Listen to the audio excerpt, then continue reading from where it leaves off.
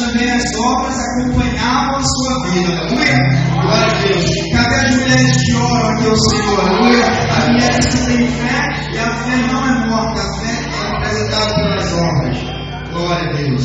Romanos 16, versos 1 e 2, diz assim: recomendo-vos a nossa irmã Febe, que está servindo a igreja de Sincreia, para que recebais do Senhor como convém aos santos, e ajudeis em tudo que de vós vier a precisar, porque tem sido protetora de muitos e de mim inclusive. Amém? Glória a Deus. Feche seus olhos agora, vamos orar ao Senhor, porque Ele é grande. Glória a Deus. Soberano Deus e Pai, essa noite nós nos reunimos aqui, Senhor, porque nós acreditamos, Senhor, que Tu és, Senhor Deus, o Deus verdadeiro. Nós nos reunimos aqui porque nós acreditamos, Senhor Deus, sem a Tua presença, Pai. Sem o Teu Espírito, nós não podemos nada, nós não somos nada. Essa obra não teria ido a lugar nenhum, Senhor. Mas o Teu Espírito está aqui, Senhor. E assim como o profeta, Senhor, falou, até aqui o Senhor nos ajudou. Nós temos aqui essa noite a mão de Deus sobre esse local. Nós queremos ainda falar com o profeta, o mesmo profeta que pequeno falou: fala, Senhor, porque o teu servo ouve. Nós queremos dizer essa noite: fala, Senhor. Nós queremos ouvir a tua voz, nós queremos ouvir a palavra de vida, palavra de vida eterna. Aleluia. Glória a Deus. É verdade isso, a Paulo, Senhor. Aleluia. Glorifica Ele essa noite. Glorifica toda essa noite. Aleluia. Glorifica Ele. Glória a Deus. Você pode sentar agora. Olha para esse irmão e diga assim para ele: meu amado, essa noite você é proibido falar comigo. Diga para ele, mas explique para ele porque as minhas palavras, diga, as minhas palavras são preciosas. E eu não posso gastá-las com qualquer coisa, a não ser para adorar o Senhor. Aleluia. Então, essa noite, quando você abrir a boca, abre para adorar o Deus eterno. Glória a Deus. Quando nós olhamos o livro de Romanos, eu vejo, pastor, que ele é um livro muito interessante. Na verdade, ele não só um livro, é um tratado teológico. E o apóstolo Paulo revela o seu pensamento, o seu próprio pensamento acerca da igreja de Cristo com relação ao gentios. Quando nós olhamos esse livro, a gente começa a ler, começa a deleitar, e tem uma hora que parece que a gente está nas nuvens. Parece que a gente já está nas cordilheiras do Himalaia. De tão grandioso ser aquilo que está escrito no livro de Romanos. No capítulo 1 ao capítulo 16, o apóstolo usado por Deus traz grandes revelações daquilo que Deus quer ao nosso respeito. Certa feita, Calvino disse, eu anotei o que ele disse: se atingirmos uma verdadeira compreensão, teremos uma porta aberta para todos os tesouros mais profundos das Escrituras. Calvino falou isso acerca do livro de Romanos. Se nós entendermos, nós vamos abrir as portas por mais pessoas que Deus tem para nós. O pai da igreja, um dos pais da igreja, Agostinho, professor de retórica, um homem grande, bem conceituado, um intelectual, trabalhou lá na cidade de Milão. Ele vivia uma vida devassa, uma vida que ele era aprisionado ao sexo ilícito, aprisionado à bebedice, uma vida de orgias, mas no entanto também ele era aprisionado às orações de sua mãe. Sua mãe muito orava, diz a história, ao Senhor, para que o Senhor o convertesse, para que o Senhor mudasse. E sabe o que aconteceu? Uma bela feita, sentado no jardim, o seu amigo ali, ele estava apreensivo, ele estava angustiado, estava quase chorando. Ele não estava querendo tomar a decisão de entregar a vida ao único suficiente Senhor e Salvador. Mas uma garotinha correndo e gritava: olha o mestre, pega e lê. O seu amigo estava com o pergaminho na mão. E ele pegou, entenda bem, ele pegou aquele pergaminho. E ele leu o que está escrito, eu queria que você abrisse comigo. No capítulo 13 de Romanos, verso 13 e 14. Ele leu essa seguinte palavra. Olha a palavra que mudou a vida de um pai da igreja. Um homem que conseguiu fazer grandes feitos. Andemos dignamente como em pleno dia, nem não elogias e bebedices, não impudices de soluções, não incontendas de ciúmes, mas revertidos no Senhor Jesus Cristo. E nada disponhais para a carne no tocante às suas concupiscências. Quando ele leu, diz a história que o seu coração se abriu, o seu entendimento se abriu, e ele creu no Deus vivo. É um livro que é diferente de todos os outros. E talvez você esteja se perguntando já por que o pastor está lendo esse negócio? Por que o pastor está falando dos caras que eu nem conheço? É interessante a gente falar porque quando o apóstolo Paulo escreve essa carta, quando ele escreve essa missiva, ele escreve pelo menos 3 propósitos. Ele escreve primeiro a carta de Romanos, ele escreve o primeiro propósito. Porque a igreja estava perdendo os valores morais. Isso é tão intrigante, isso é tão assustador, porque ele começa logo a relatar isso no primeiro capítulo. Primeiro capítulo, versículo 26, ele começa a falar sobre sodomia, sobre lesbianismo, homossexualismo. As pessoas daquela igreja, as pessoas de Roma estavam perdendo o pudor. Isso parece que serve no nosso dia todo.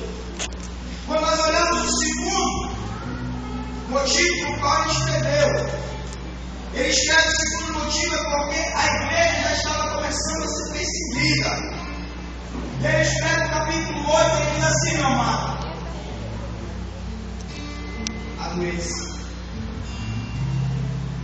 a fome, a nudez, falta de dinheiro,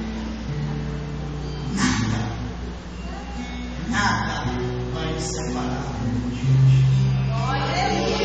Você está entendendo? Todos nós gostamos muito do verso 37 do capítulo 8, quando ele diz que em Cristo, os pregadores até entoam a voz: nós somos mais do que vencedores. Só que olhando na língua portuguesa, eu nunca vi na língua portuguesa essa palavra mais do que vencedores. Você não encontra no dicionário português mais do que vencedores. Você não vai encontrar, você encontra campeão, bicampeão, tricampeão, pentacampeão, hexacampeão, mas você não encontra mais do que vencedor. Mas no dicionário dos céus, levanta a mão para receber, você é mais do que vencedor. Mas eu não entendi o que é mais do que vencedor, porque até hoje eu não tenho tido vitória, mas você vai ter a partir de agora em nome de Jesus, porque mais do que vencedor não é aquele que sempre vence, mas é aquele, mas a palavra mais do que vencedor ela diz que é aquele, se você pode ir até aqui, é aqui o teu limite, eu vou mais além, porque eu sou mais do que vencedor em Cristo Jesus. Meu irmão, você pode pensar que você pode ir até aqui, mas Deus está contigo e você vai além daquilo que você podia ir. Isso que é mais do que vencedor. Quando ele escreve, um dos terceiros principais motivos, ele escreve porque ele temia que a igreja perdesse o foco.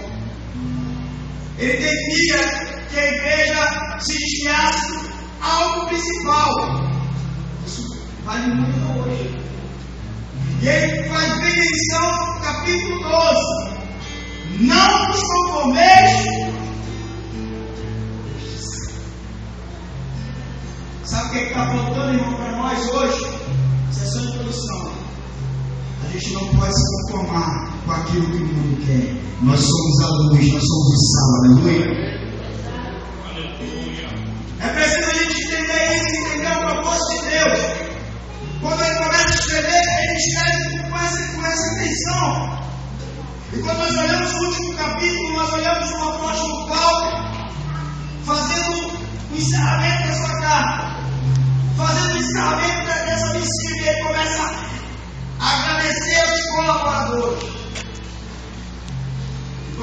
olhos no último capítulo, a gente às vezes passa despercebido os grandes ensinamentos que o Senhor tem a nos passar até esse versículo.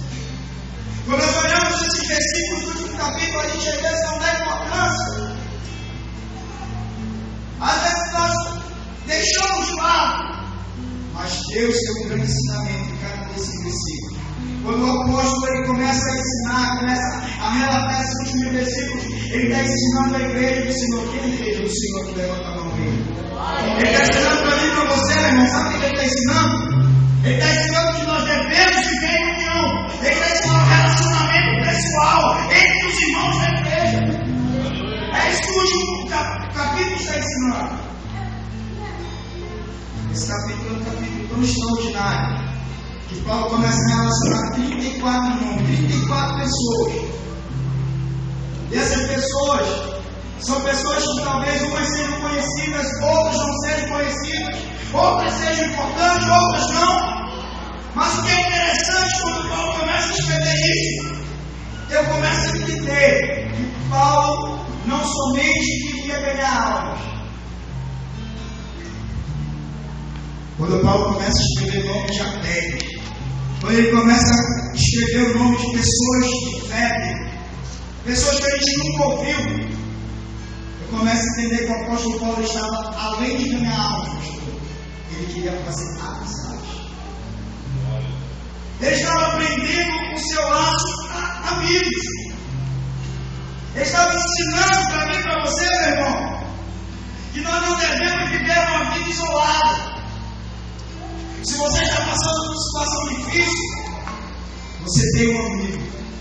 Pastor, olha do lado para a direita, eu não tenho um amigo, mas você tem um amigo. Você vai ter uma pessoa que vai estar do teu lado. Pastor, você vai encontrar nenhuma pessoa que esteja do meu lado no momento de aflição, não tem problema. Porque o maior amigo, Jesus, ele vai sempre estar contigo. Quando ele escreve, ele está falando de pessoas que ajudaram ele pessoalmente. Pessoas que tiraram do próprio bolso e ajudaram o apóstolo. Pessoas que ajudaram ele no ministério. Quando Paulo estava fraco, ele estava forte. Porque tinha pessoas do lado dele. E eu vejo a história da igreja.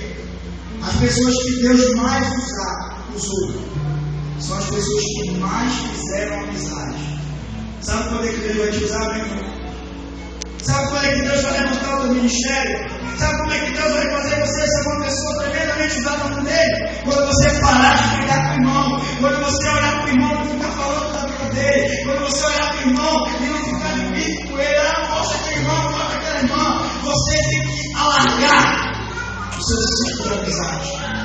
E aí você vai ver que Deus vai te usar. Sabe o que Paulo está ensinando? Que nós somos ovelhas. E ovelha não pode andar sozinha. Ovelha tem que andar com rebanho. A ovelha não pode andar só, tem que andar junto. Meu irmão, você não pode ir longe sozinho. Você tem que estar com pessoas que acreditam em você também. E ele começa logo a sua carta falando de uma pessoa, de uma mulher chamada Febe. E essa noite eu queria falar sobre a história dessa mulher. Isso foi a introdução. Fé do brilho da lua para a luz de Deus. E você deve se perguntar então quem é essa mulher. Paulo, quando ele começa a sua carta aqui, no final dela, ele faz uma recomendação. A recomendação era importante, porque a pessoa, onde ela chegasse, aquela recomendação ia dar acolhimento para ela. A recomendação era importante porque existiam charlatões, existiam pessoas que queriam se aproveitar da igreja. Então Paulo, ele começa fazendo esse acompanhamento de fé. E ele faz essa recomendação. Presta atenção, João. Ele escreve essa carta com a mesma intensidade com ela trabalhava na obra do reino de Deus. Se ela trabalhasse pouco, ele ia escrever pouco. Se ela trabalhasse nada, ele ia com que ela trabalhava na obra. Paulo fez questão de mencionar o seu trabalho e o seu caráter, a mesma intensidade. Sabe o que Deus está dizendo nessa noite aqui? Quando você começar a trabalhar com essa lei, Jeremias 48:10 diz assim: ó, maldito é aquele que faz a obra do Senhor relaxadamente. E aí eu me pergunto, pastor, como é que pode? Quem é abençoado que levanta a mão aí?